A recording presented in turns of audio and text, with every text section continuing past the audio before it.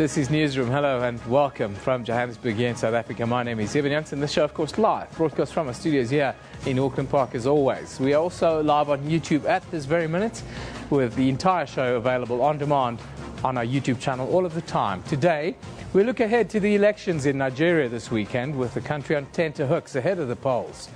Unified action needs to be taken by all stakeholders to arrest the situation at Eskom. That's what Saki says. The debate around statues intensifies with more meetings scheduled in Cape Town later today. And we close with an update from the Arms Deal Commission that's sitting in Pretoria. But first, let's get the day's news from Anine Domal.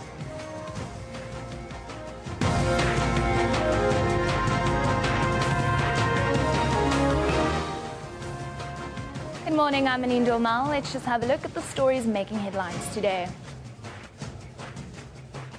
French investigators will today be searching for the second black box of a German Airbus that plowed into an alpine mountainside. Investigators will sift through wreckage for clues into why the Airbus went down in the mountainside yesterday. No distress call was received from the aircraft that was on its way to Dusseldorf from Barcelona. All 150 people on board were killed. Spain has declared 3 days of national mourning.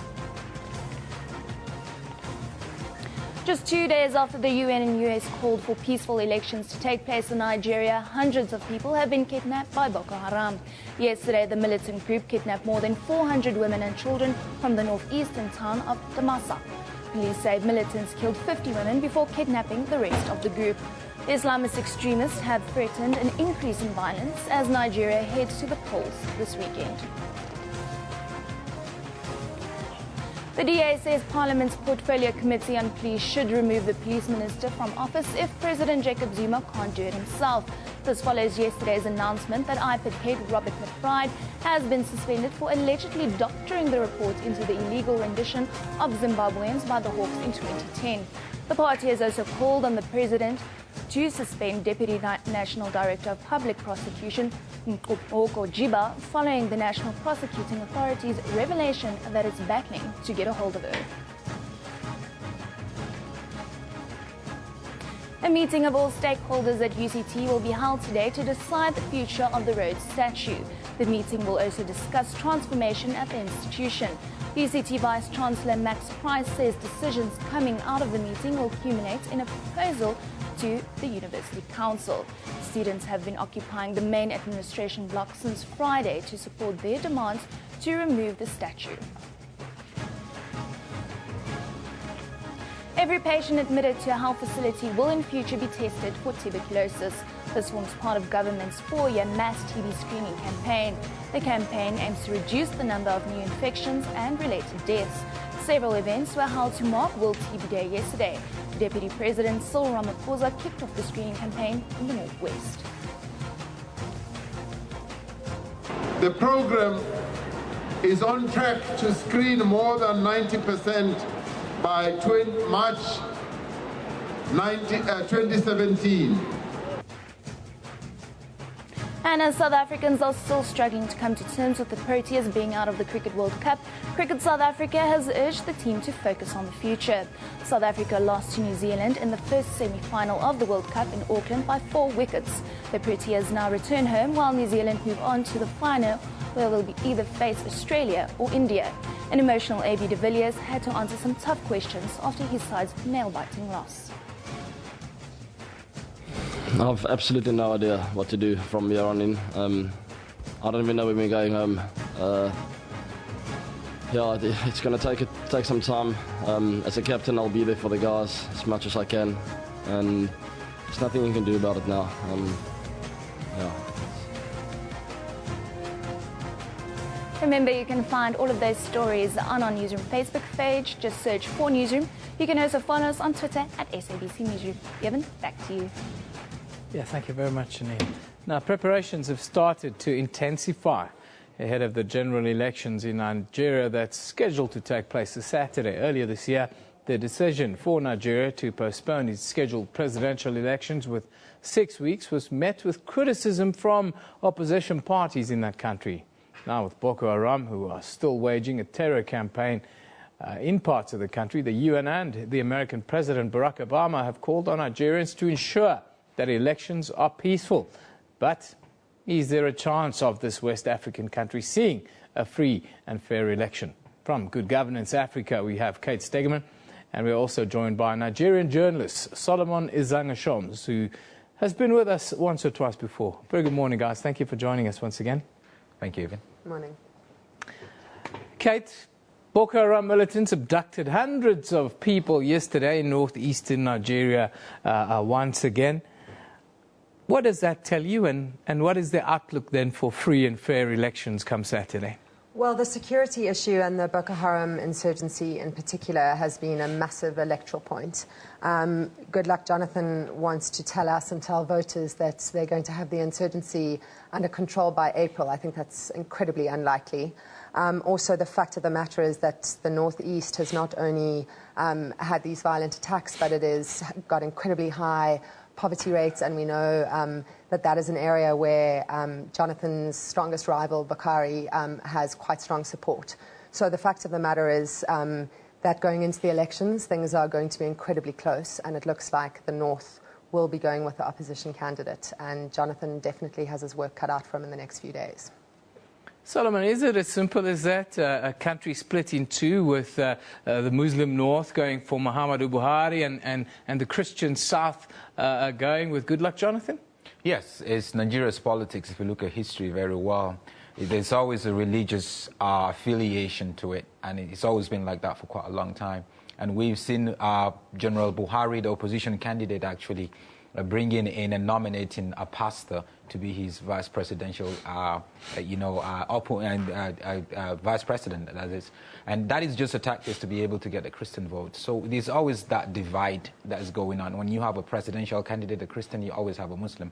But it's really going to be a bit complicated, even, because I feel it's not just Boko Haram that we're talking about here. We're talking about even the PDP, the People's Democratic Party, and the APC, the opposition candidate. There is always going to be some sort of, I feel the security is not tight enough.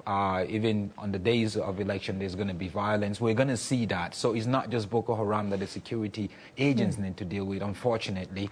In different areas and different states, they would really have to come with that. But I wish Nigeria, I thought maybe this is an opportunity for Nigeria to go for the best candidate instead of picking a candidate based on religious affiliation. You talk about violence and the threat of violence at the polls. There have been people who are saying that, no, we don't want the military even close to the ballot boxes.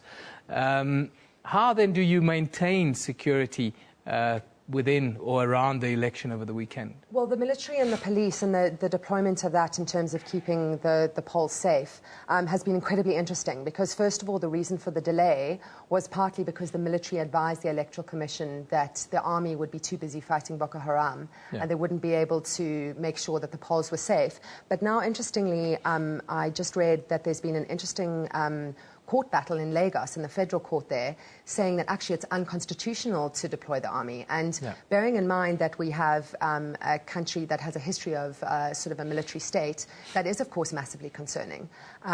So they are going to be escalating police presence, but then are the police strong enough? I mean, if you have an army that can't even, is under-resourced and can't do without regional powers to curb the onslaught of the Boko Haram insurgency, how are the police going to be able to cope? And as Solomon has brought up, this isn't just about Boko Haram. There is electoral violence that exists, and we have a history of that in Nigeria anyway. We have, I think it was Buhari's convoy that was attacked in February.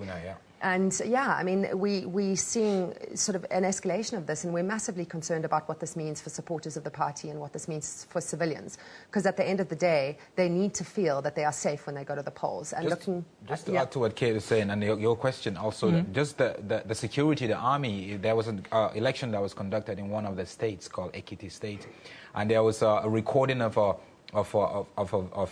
audio recording of a minister and a general in the army, where they actually trying to make sure they harass people to vote for the ruling party. So I guess that's one of the reasons why the people are saying. So part of the electioneering and the campaigning is really intimidation, and that's the sort of culture that exists within the electoral system. But now we've had a 6-week postponement.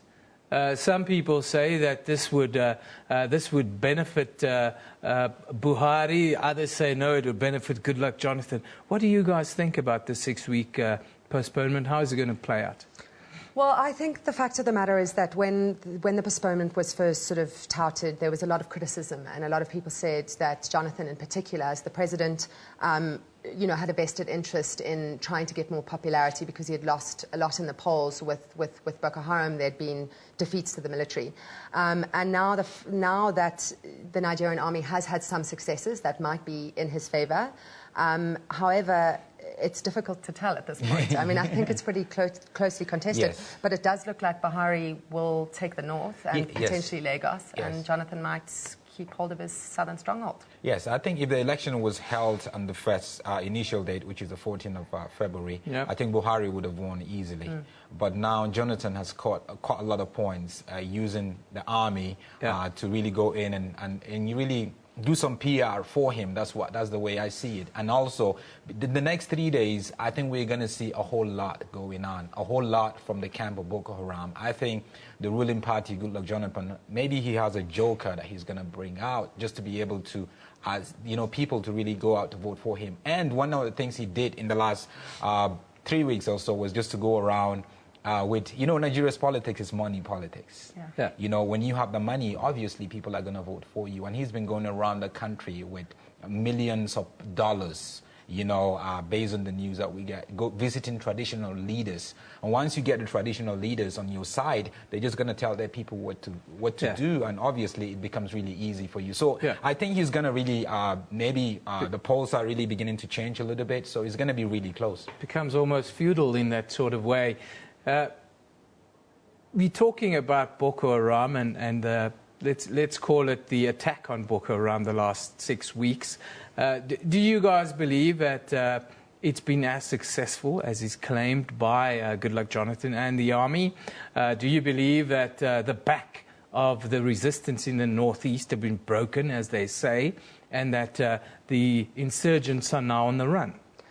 No, I don't. There's been a misinformation campaign in Nigeria for many years. The fact of the matter is whether or not they've been successful or not, we have a complete lack of transparency in that country. I was just reading an interesting article about how many citizen journalists in Nigeria are taking to social media to try and get information out there.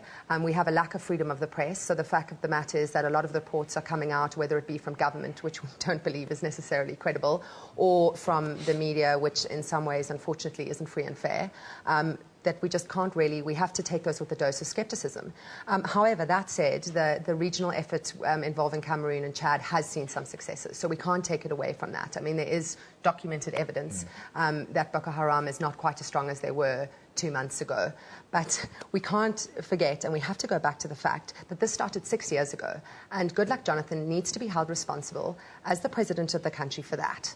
Like, it is unacceptable that he has dragged his feet this long. It is unacceptable that over 13,000 estimated civilians have died. It's not okay. Another point that's unacceptable, which we haven't had a chance to touch on, is the rampant corruption. And the fact of the matter is that Nigerian lawmakers are some of the highest paid legislators in the world per GDP. That's not okay. When you have a country with oil revenues that are plummeting, when you have civilians being attacked, when you have displaced people around the region, when you have high levels of corruption, high levels of poverty and inequality, I'm sorry, but Nigeria is not in a good state. Is Buhari necessarily going to be the one, if he wins, to bring them back? I don't know. Maybe Solomon, as someone who's lived in the country. What do you think, Solomon? And if you will, just give us a quick overview of the media in Nigeria. We've got a segment where I read the Vanguard online in order to have a view. And sometimes they don't even report what's happening in the Northeast. It's almost like, well, let's just keep away from that. Yeah, starting with the media freedom is almost non-existent in Nigeria. If you look at the media itself, print media, television, radio stations, a lot of it are actually being controlled by the government. And if they're not controlled by the government, if they're private media houses, once you pay them money, they don't really care about integrity. They don't really care about the people. So you don't really go out there to really champion the cause of the people, unfortunately. It's just about the highest bidder. You give them money, especially during the elections, and you pay them money. They just try to say what you feel, what they feel is okay for you to be able to get the votes. But for me, I feel Boko Haram, we've not seen the last of them. I think the next few days we're going to see quite a lot of them. Nigeria, for me, I always say that Nigeria is the most corrupt nation. That's just the way that it is. Are we talking about institutionalized corruption, that the organs of state operate through corrupt practices? And the private acceptable. sector. It's very acceptable for corruption, from the police to the politician to business people. Wherever you go, you have to give a bribe for you to be able to get a tender, for you to be able to win elections, for you to be able to get on the queue, for you to be able to get a job, you have to give a bribe. And it's become an acceptable culture. It's not like you can take it and go report to somebody. We know a lot of corrupt politicians who've been running around, taking a lot of money to the Swiss banks or in the UK. They've been running away from it. So you guys are saying that the election was pretty much for sale? It's a business deal. It's a business deal. That's the way I see it. Yeah. The politicians in Nigeria, I wrote an article, on News 24 recently, RIP Nigeria, rest in peace Nigeria. And I said the politicians in Nigeria are just business people who go in there and try to make good business, and whoever gets into power, obviously, your business associates are going to be sorted. And that's the way it is, unfortunately. But I feel it has changed a little bit, and voters are beginning to be aware and say, look, we have to build this country. We have to seek for people of integrity. And that's the good part of these elections for me. That's what I wanted to say, is that to end on a positive note, we do have a country with rampant inequality and corruption and violence, etc. But it is Africa's biggest economy, biggest population. And Nigerians themselves, I mean, whether it's Solomon or other Nigerians that any of us would have come across on social media or in person, believe strongly in fighting for their country. Like South Africans, I think that they have an incredible, strong sense of identity. They have a strong sense of being critical of the politicians that are on these huge salaries, and good luck Jonathan and his aeroplane, etc. And they are incredibly outspoken. And hopefully, if they don't feel insecure, particularly in the Northeast, they're going to go to the polls, they're going to vote accordingly. And whatever happens in the elections, whether they're rigged or not or whatever, Nigerians are going to take to social media and they're going to speak out. And that's exciting. And under the military dictatorship, we didn't have that kind of behavior. We now do have a democracy, however flawed it is. And to end on that positive note, we wish Nigerians good luck in the polls.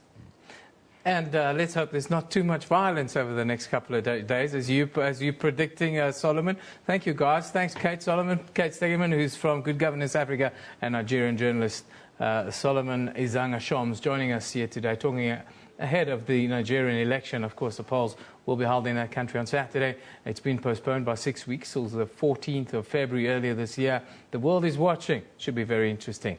Let's take a look at what else is in the news. Today's picture of the day, well, it comes from German Trends, and it's about the plane crash that killed 150 people in the French Alps. Can we have a look at that picture of the day, please, Flo? Oh, it's on. I can't see it. See, I'm not always in the loop. 150 people died tragically in that crash. German aircraft it was that went away. Time now for us to take a look at some of your tweets. What are the things that you are talking about on Twitter at SABC Newsroom? Alina Giselle says, every time a plane crashes, it breaks my heart. Yes, more and more planes seem to be going down these days, Alina. When I was a young man, it used to be the exception, not the rule. And Tambu says, tragic end to what would have been a great experience to the students. Yes. Rest in peace. Last 8 minutes talking about German wings. Millie says, prayers to all the families in Germany who lost their loved ones in the plane crash.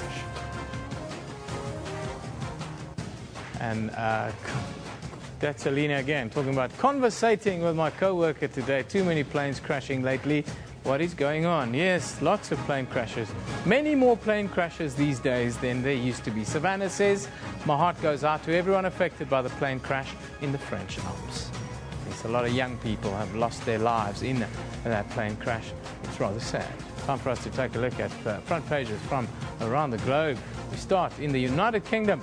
The Times reports pilots began boycotting Airbus planes last night as investigators struggle to explain why a jet plunged into the French Alps, killing all 150 on board, including a mother and a baby from Manchester. In Israel, the Jerusalem Post, their House Speaker John Boehner said that he was shocked and baffled by a Wall Street Journal report published on Tuesday morning that claimed Israel had spied on nuclear talks between the US and Iran. Then, in Australia, the Australian reports the biggest defence shake-up in 40 years is coming after an expert panel found the department was rife with waste and inefficiency. Those are some of the concerns from elsewhere in the world. Now, let's take a look at what's happening around South Africa. In our country, we start here in Johannesburg, where Environmental Affairs Minister Edna Malawa will ask affected parties to present information to be considered by a committee of inquiry into the possibility of illegal rhino horn trade here in South Africa. Moving to East London, the Magistrates Court there, the trial of the Eastern Cape Director General Loyiso Mbabane is expected to begin. Mbabane is facing charges of raping a relative.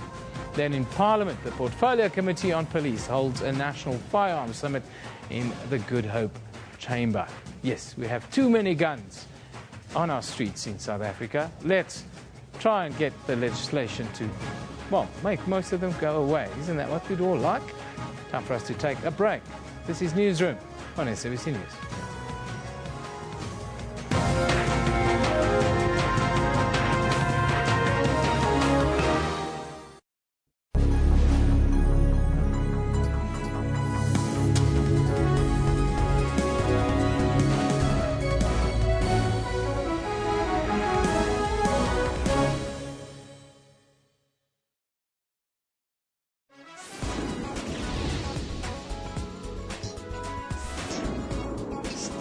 You can't have a gut feeling about other people's gut feeling. Ngaba has continued the tradition of passing stories onto the next generation using a platform that offers stories to a far more greater audience.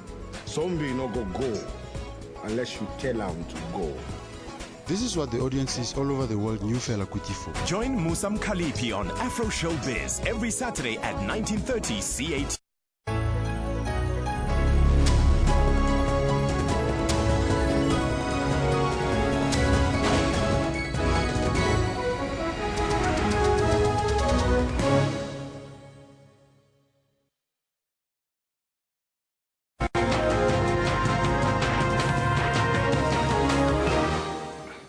Welcome back. Eskom's rolling blackouts, the worst since 2008, has left South Africans angry, frustrated and powerless in more ways than one.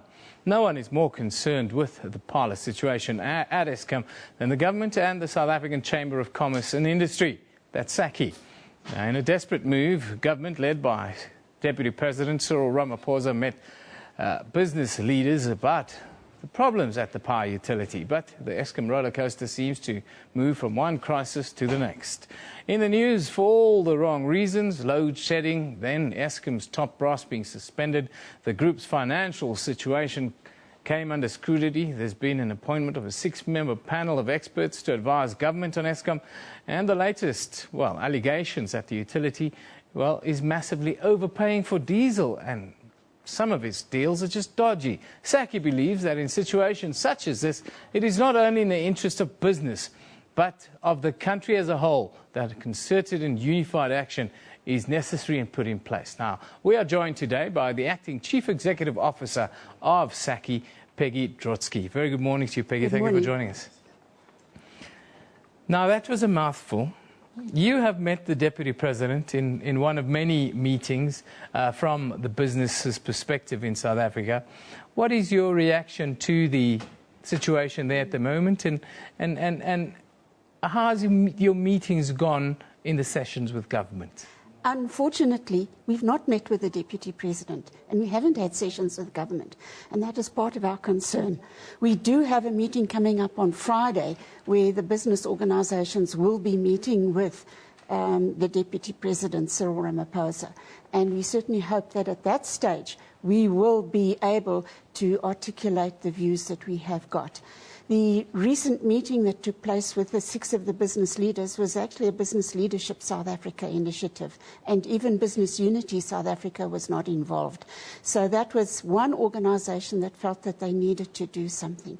And we believe that the outcome of that meeting has actually been that the broader business community needs to be consulted. What would you then put forward as solutions? I know there's no magic bullet to sort out the problems that we're having, but what are your problems with Eskom, and what would you put forward as solutions in the short term? Well, at the end of January, we canvassed our members and asked them for some solutions because we believe that with our broad-based representational role, there are many of our members who would have very good ideas as to what to do.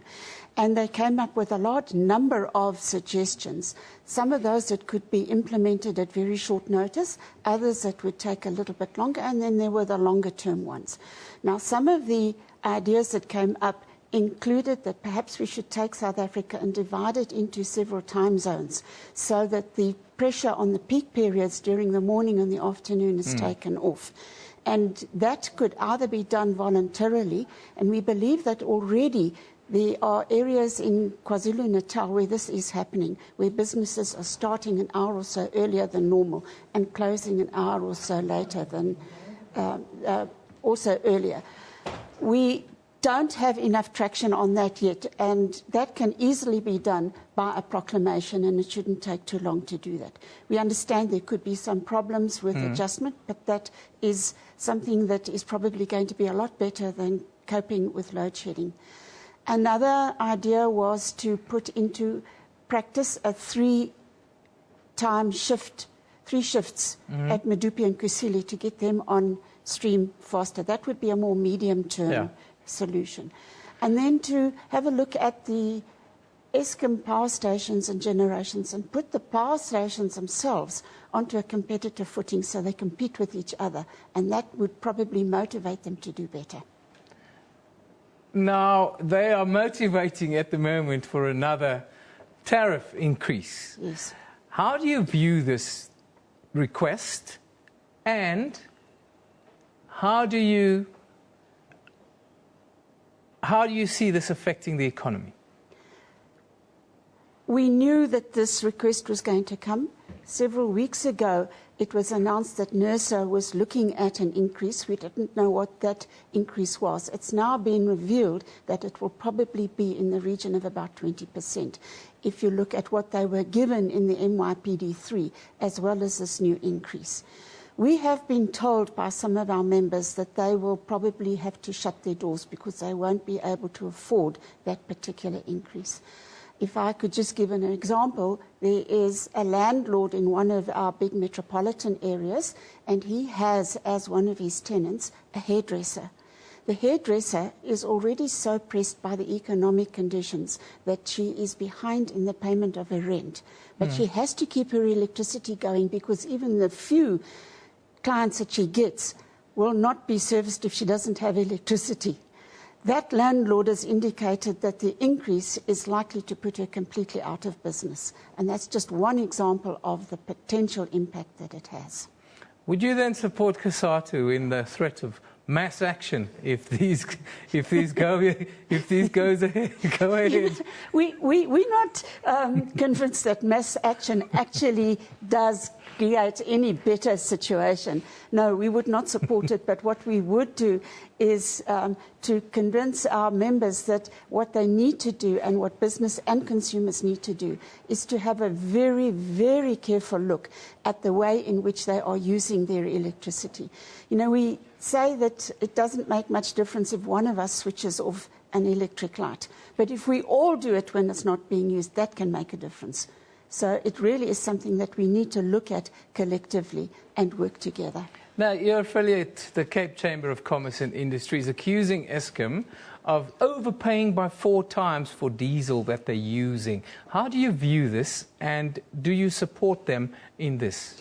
Well, if that is actually factual, then it is something that needs to be looked at very, very carefully, and Eskom needs to renegotiate those contracts that they've got for diesel.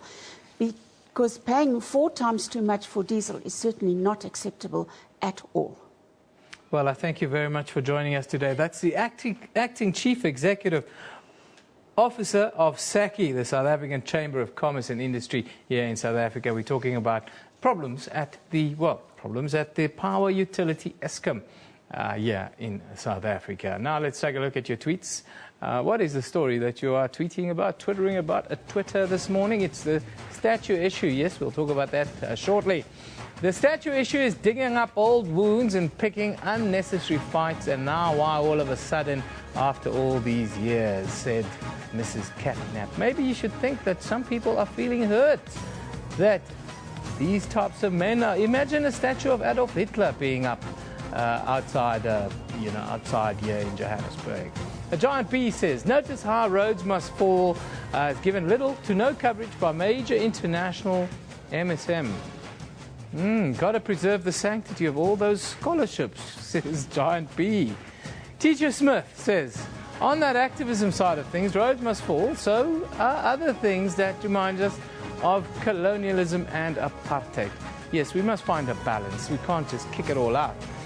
Nsako Khoza says, so when roads must fall, blacks using his trust to study and scholarship must pay back the money, says Nsako Khoza. That would be drastic. We need to find a solution that is more middle of the ground. And there you see the unhappy students of all races, of all colors and creeds. It affects all of us. So why don't we rather put the statues in the museum where they belong instead of outside our institutions of learning? Put it in the museum. That's where we'll preserve our history, because roads is part of the history of the continent. Now, today's tweet of the day, well, it comes from Anwar Suleiman Jessup. Now we're talking about cricket yesterday, and it was a terrible day for me yesterday. I was so down, I was inconsolable. Anyhow, he says, well done, boys. You played your hearts out. We share the pain together as a nation. You are true ambassadors of the sport. Hashtag Protea Fire. Anwar, I couldn't agree with you anymore. We are true ambassadors and the general nice guys in the world of sports. Sometimes to be a winner, though, you can't be nice all the time. You have to sometimes be ugly to win.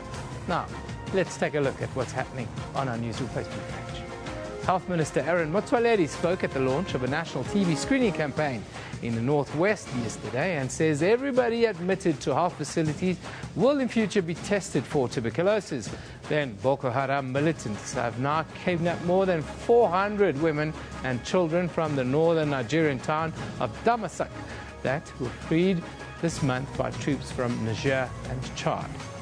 Now, French investigators will sift through wreckage today for clues into why a German Airbus plowed into an alpine mountainside, killing all 150 people on board, including 16 school children returning from an exchange trip to Spain. What a sad story that is. You can find all of those stories and a whole lot more on our Newsroom Facebook page. You can also, for more detail, visit sabc.co.za. That's where we've got all the breaking news all of the time. Of course, don't forget to add /news. Time for us to take a break. You're watching Newsroom here on SABC.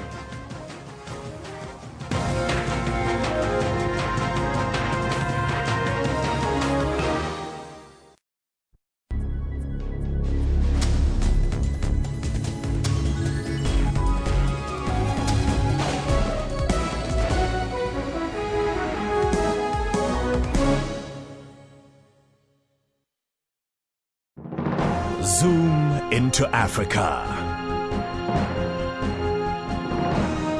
This is Seychelles. The president is Mr. James Michel James. Seychelles got independent from United Kingdom on 29 June in 1976. The population is over 80,000 people. One of the major languages spoken is English. Monetary unit is the Seychelles rupee.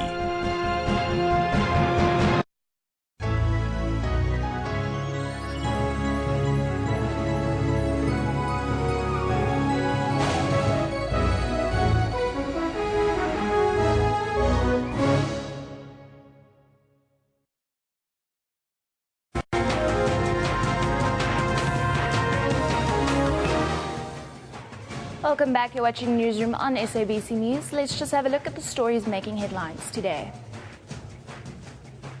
French investigators will today be searching for the second black box of a German Airbus that plowed into an alpine mountainside. It's been reported that the voice recorder of the first black box that is now with investigators was damaged in the crash. No distress call was received from the aircraft that was on its way from Düsseldorf to Barcelona. All of the 150 people on board were killed. The DA says Parliament's Portfolio Committee on Police should remove the police minister from office if President Jacob Zuma can't do it himself. This follows yesterday's announcement that IPOD head Robert McBride has been suspended for allegedly doctoring the report into the illegal rendition of Zimbabweans by the Hawks in 2010. The party has also called on the president to suspend Deputy National Director of Public Prosecutions, Nkobobo Jiba, following the National Prosecuting Authority's revelation that it's battling to get a hold of her.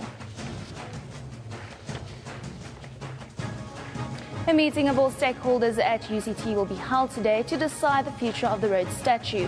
The meeting will also discuss transformation at the institution. UCT Vice-Chancellor Max Price says decisions coming out of the meeting will accumulate in a proposal to the University Council. Remember, you can get all of those stories on our Newsroom Facebook page. Just search for Newsroom. You can also follow us on Twitter at SABC Newsroom. Evan, back to you. Thank you, Anine. Now, the call to have the statue of Cecil John Rhodes removed has sparked a nationwide debate about the country's statues and memorabilia in general. Earlier this month, students from the University of Cape Town demanded that the statue of Rhodes be taken down as it serves as a reminder of colonial dispossession and oppression of Africans and is not in line with the institutions of racial rebirth. The campaign grew and gathered support from politicians, fellow students and the public at large, all taking to social media using hashtags Rhodes must fall and Rhodes so white to voice their views and opinions. The University of Cape Town and all stakeholders are meeting today to discuss the future of this statue. Now, here on Newsroom, we've had a lot of traction on social media and calls as well as emails from you, our viewers, around the national debate on statues. And from our Cape Town studios, well, we are joined by the CEO of the South African Heritage Resources Agency, Veliswa Baduza, to discuss laws around, well, that govern the country's statues. A very good morning to you, Veliswa. I thank you for joining us today. Thank you, Evan, and thank you for having me. Just give us a sort of background. What does the legislation look like that that governs the erection of and statues? Well, South Africa, before 1994, had a National Monuments Council, which was governed by the related legislation in terms of government of monuments in the country. And then after 1994, there was a lot of engagement with heritage practitioners as well as relevant stakeholders, and the discussion on a white paper on culture ensued. And the culmination thereof was the establishment of, or the promulgation of the National Heritage Resources Act 25 of 1999, which then established us as the South African Heritage Resources Agency. So the legislation, the primary legislation that governs the erection of statues throughout the country, monuments, memorials, is therefore the National Heritage Resources Act of 1999. And it is very explicit in terms of what needs to happen to look after the national estate. Now, can an individual or an organization request to have a statue taken down? And if so, what is the procedure? Well, I mean, they can request, firstly, to have a statue erected. They can request for a memorial to be erected. They can also as well, any South African citizen can also as well request for a statue to be removed.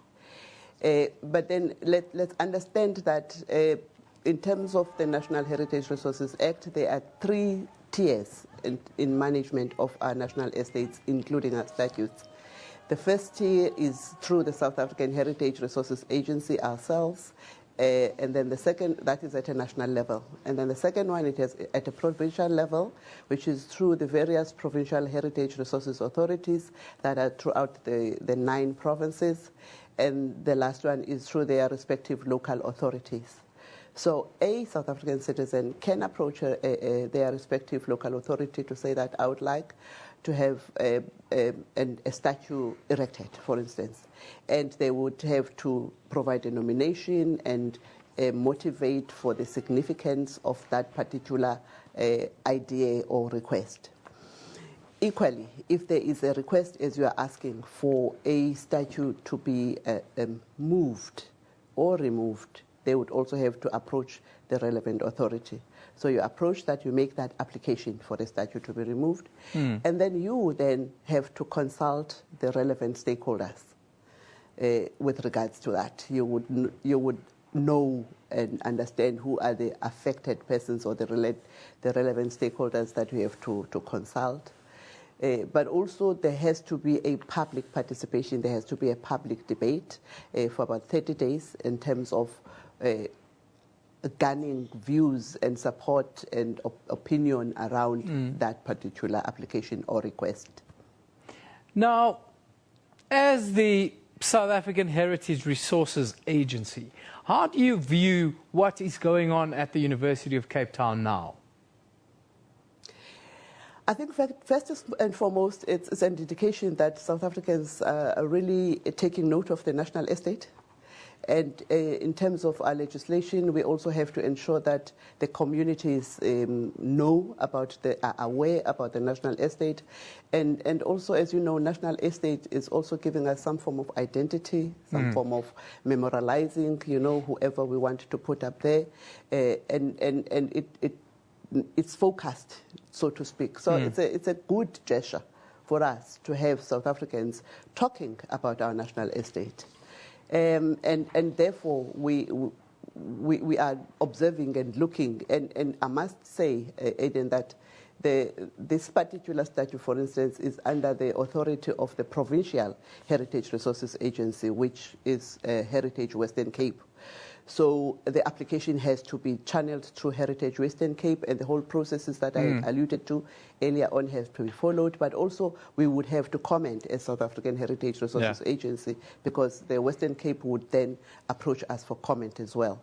So we really appreciate the debate, and we would like South Africans, as I said, as part of our mandate, to take part and interest in the national estate. Are you going to get involved? As I said, in terms of our jurisdiction, we would comment when we receive such a request from the Western Cape Heritage Resources Authority. I thank you for joining us today. That's the CEO of the South African Heritage Resources Agency, Veliswa Baduza, joined us live from Cape Town to give us, well, the official view with regards to taking down a statue or even putting up a statue. So if there's any of you that want to have a statue of me put up somewhere, please, that's the lady to talk to. Let's have a quick look at your tweets. What are the stories that you are passionate about today? Of course, it's Proteas. I'm proud of you, boys. We try, and the game was very hard. But like the fighting we did, Proteas. Thank you, boys, from Mondre. Kevin says, feeling sad for the Proteas. A.B. de Villiers, stay strong, a real champ, no Oscars. Leonardo DiCaprio, the same thing. Oh, that is low, isn't it? A.B. de Villiers, you beauty. South Africa didn't get the cup, but surely got everyone's respect. Yes, Abby, that's unfortunate. We've got the respect and the love, but not the cup. Barbara says, don't blame yourself. The team lost as a whole. I'm still a Protea supporter. You are the best captain South Africa has ever had. There's a lot of love for AB, but there were also a lot of questions asked on social media yesterday. Why did Vernon play? Why did Vernon play is the question. He's injured. Was Dale Steyn injured for the last month? He certainly looked short of a gallop. And in the crucial final over, Dale Steyn needed physio on his leg. That wasn't a good sign, wasn't it? Wasn't a good thing to see. So we lost. And sometimes you can't be the nice guy to win. You have to, at times, win ugly. That's what Australia does. They've won the World Cup more than anyone else. They don't want to be liked. They are winners. Finally, arms deal bidder and so-called whistleblower Dr. Richard Young has been described as a vicious, malicious and abusive individual every time he disagrees with someone. This is according to Advocate Michael Cooper, representing the Defence Department at the Arms Procurement Commission. Young continues to be grilled by legal representatives at the Commission following his allegations of corruption and bribery in the controversial multi-billion-rand arms deal. Under cross-examination, Richard Young and legal counsel for the Department of Defense crossed swords several times. I'm showing you that the author of this document is the author of rubbish. Well, I think that's, again, your opinion, and I would say that your opinion in this context is also rubbish. For the very reason, we have to look at this thing in its total context. You can't, you see, what you're doing is the classic case of cherry picking. In fact, you plucked a very small, unripe, sour cherry at number 16 of the 22 payments, whatever, $2,600, and not concentrated on the bigger fish, as I called them earlier. He was asked to apologize for making reckless and defamatory accusations. No allegations whatever against Admiral Simpson Anderson, and you withdraw unreservedly all that you have put before the Commission concerning him. What I'm prepared to state is that I, in my own person, my own name, don't make such allegations. What I will say is that what I've put before the Commission is contained in these documents, and I do not believe that it is either pure speculation, and I do not believe that it is rubbish. Njanji Chauke, SABC News, Pretoria. Well, for the latest, let's go to Njanji Chauke. Well, he is in Pretoria at the Commission. Good morning, Njanji.